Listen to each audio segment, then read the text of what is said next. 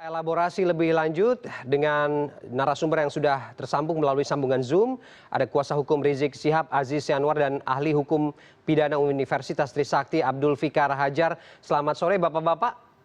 Selamat sore. Ya Pak Fikar, saya tersambung dengan Anda terlebih dahulu sambil menunggu Pak Aziz Yanwar untuk bergabung dengan kita sore ini. Saya langsung tanya ke Pak Fikar. Pak Fikar, tentu Anda juga mengamati bagaimana jalannya sidang dengan terdakwa Rizik Syihab ini. Penuh dinamika sekali dan hari ini sidang eksepsi.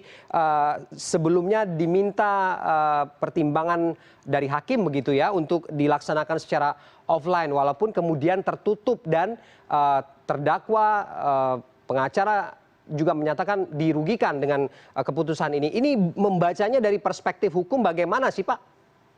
Begini, sidang di pengadilan itu pada ajasnya harus terbuka untuk umum. Oke. Ya.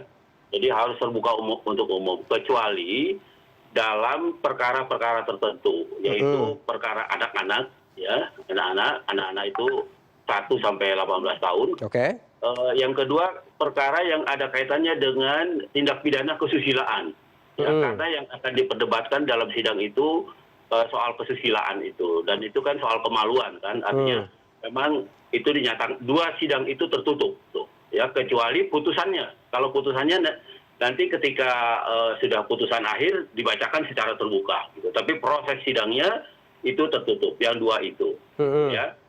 Nah, jadi selain sidang itu seharusnya dilakukan secara terbuka. Oke. Tapi ya, kemudian apa yang menjadi pertimbangan jika sidang ini akhirnya tertutup bagi publik begitu, disiarkan pun juga tidak begitu melalui kanal-kanal siaran tertentu begitu. Apa kemudian pertimbangannya, Pak? Nah, ini yang seharusnya kalau menurut saya ini sudah melanggar ajas peradilannya yang terbuka untuk umum itu, gitu, ya. Terbuka untuk umum itu kan memang begini, boleh dibatasi kalau pengunjungnya sudah terisi penuh dalam satu ruangan, tetapi bukan berarti juga menghilangkan hak orang untuk menyaksikan. Sekarang ini teknologi kan sudah maju, ya kan. Bahkan kita tanpa dihadir di ruangan pun bisa melihat jalannya persidangan, gitu. Nah, itu yang seharusnya bisa dilakukan gitu. Ya. Nah, mestinya meskipun umpamanya pengadilan tidak memasang TV atau apa di luar, ya, sidang itu harus dibuka, gitu, harus terbuka untuk umum. Paling tidak umpamanya ada penjagaan yang ketat, kemudian ada suara yang bisa didengar di luar pengadilan umpamanya, ya. Ya, tapi itu tidak tertutup dalam pengertian di ruang tertutup, gitu. Ya. Nah kan pengertian tertutup terbuka itu ada 2, ya kan? Tertutup itu artinya tidak ada pihak sama sekali. Itu bisa sidang peradilan anak atau sidang kesusilaan. Ya, itu bisa tidak ada penontonnya itu. Ya. Tetapi bisa juga tertutup dalam pengertian batas pengunjung tertentu gitu. Umpamanya sudah penuh ada 50 orang, ya udah ditutup. Tapi sebenarnya juga nggak harus ditutup kan, dibuka saja supaya orang kemudian bisa juga mendengarkan jalannya persidangan gitu. Apalagi kalau kemudian pengadilan punya alat untuk mentransmisinya ke TV dan sebagainya gitu. Seharusnya itu digunakan sebagai bagian dari peradilan modern yang terbuka untuk umum gitu. Jadi pengertian terbukanya tidak hanya terbuka bagi di wilayah pengadilannya, tapi juga terbuka pada masyarakat semuanya. Oke, artinya tidak ada bacaan begitu bahwa ada tekanan atau ada hal-hal yang bisa yang bisa mempengaruhi keputusan hakim dalam persidangan ini sehingga sampai kepada keputusan itu. Dan pertanyaan selanjutnya, konsekuensinya akan bagaimana secara hukum? Oke, jadi pengadilan dalam melaksanakan peradilan sepenuhnya dia bebas. Dia harus bebas dari segala macam tekanan apapun, ya, baik dari eksekutif, ya, atau dari kekuasaan lainnya, gitu. Ya, karena kekuasaan yudikatif itu bebas dan merdeka, ya, dia boleh punya kewenangan sendiri, gitu. Nah, kalau kemudian dia melakukan sesuatu yang umpamanya seperti sekarang membatasi, mungkin ada beberapa pertimbangan, gitu, ya.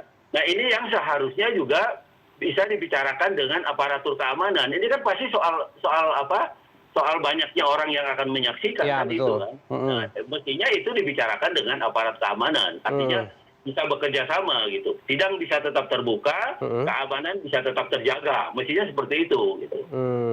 Oke, artinya memang secara aturan hukum seharusnya sidang ini terbuka begitu. Tapi karena ada pertimbangan-pertimbangan lain dengan perjanjian yang sudah dilakukan sebelum sidang ini antara si kuasa hukum dan juga hakim dari pengadilan ini juga yang membuat situasi seperti ini terjadi.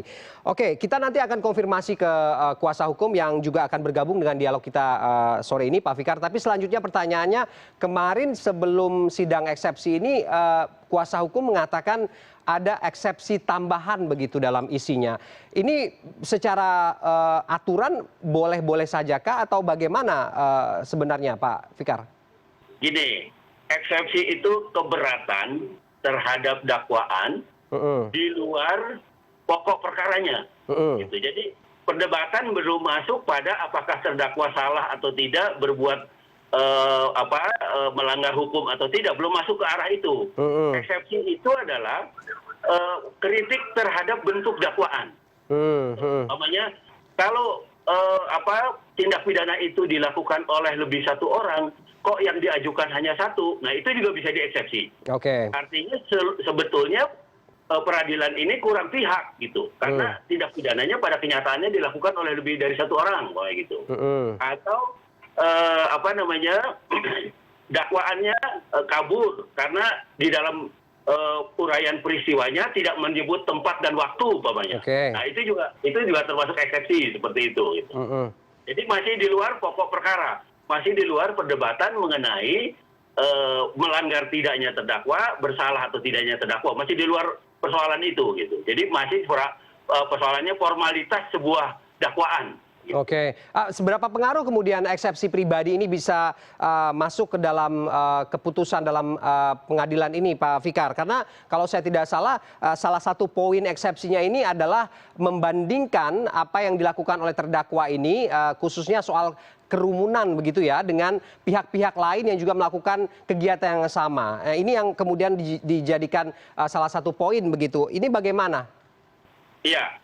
Sebenarnya tujuan eksepsi itu menghentikan persidangan sebelum memasuki pemeriksaan pokok perkara. Tujuannya itu. Umpamanya eksepsi yang original itu ya, umpamanya mengatakan Pengadilan Negeri Jakarta Timur tidak berwenang mengadili perkara ini. Karena deliknya atau lokus deliktinya dilakukan di Pengadilan Jakarta Pusat. Jadi lebih berwenang Pengadilan di Jakarta Pusat. Nah, sebenarnya itu eksepsi yang aslinya seperti itu. Nah, cuma pada perkembangannya kemudian pada perkara-perkara tertentu, terutama perkara yang bersinggungan dengan politik, ya, maka eksepsi, umpamanya bersinggungan juga dengan hak asasi orang, dengan hak orang mengemukakan pendapat dan sebagainya. Nah, eksepsi itu dimanfaatkan untuk mengeluarkan pernyataan-pernyataan yang berkaitan, meskipun itu belum masuk pokok perkara ya, tapi dengan hak-hak politik umpamanya. Tidak ada larangan. Jadi eksepsi itu apa saja boleh masuk ke sana,